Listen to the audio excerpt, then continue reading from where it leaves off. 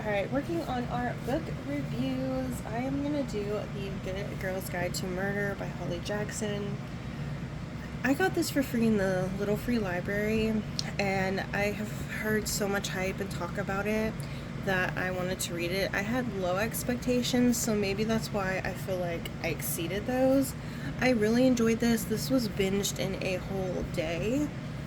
I like the format of it, how it was kind of broken down a little bit. I don't think this is YA appropriate. And second, there were no triggers. There was no trigger warnings at all in this book.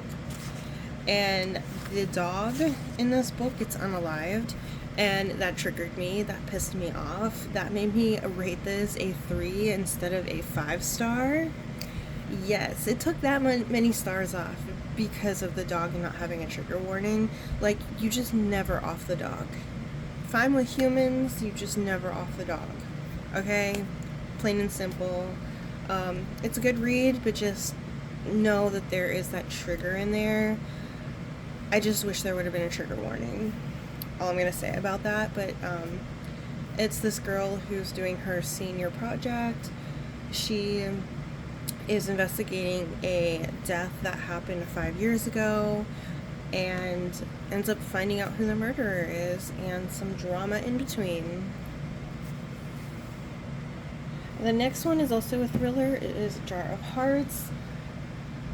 I'm not gonna lie, it took me more than it should have to get through this book. It wasn't that it was terrible, I just didn't feel like it was that engaging. When it finally did get engaging, I was able to predict how it was going to end, and I don't predict anything. Like, I'm not good at it. Like, Frida is, like, what people say, very predictable. It was not predictable to me. Like, I'm sorry. I mean, Frida is not predictable to me. I struggle with predicting Frida, and she's supposed to be that. But this book, I figured out. I feel like the twist could have been a little bit better. I didn't like this format of the book this small. I felt like there was way too much added detail.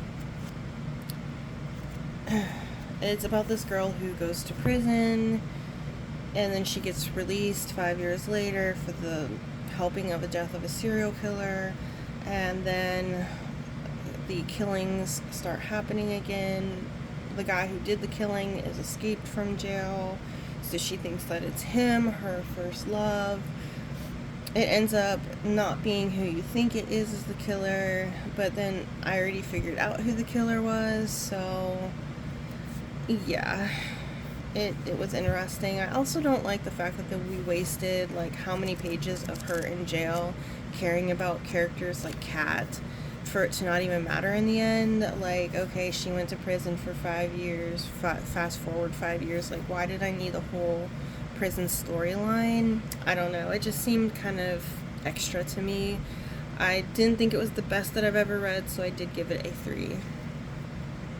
We're going to do a third one, and that is One by One by Frida McFadden. So this wasn't her best by any means, but it was still enjoyable. It was still a 4-star one for me. So these friends, or these couples, these 3 couples go to they were supposed to go to this cabin. Turns out there was none. There was no resort, and they're stuck in the middle of the woods, and one by one they start going missing. Someone is a killer, and it's not who you think it is. I was surprised, like, jaw to floor, when I figured out who it was. It was definitely a good read. It was a slower read, a slower burn, but Frida's writing and how it's laid out is pretty good, so it makes it easier to get through. I think this took me 2 days, so I gave it 4 stars. Definitely recommend it.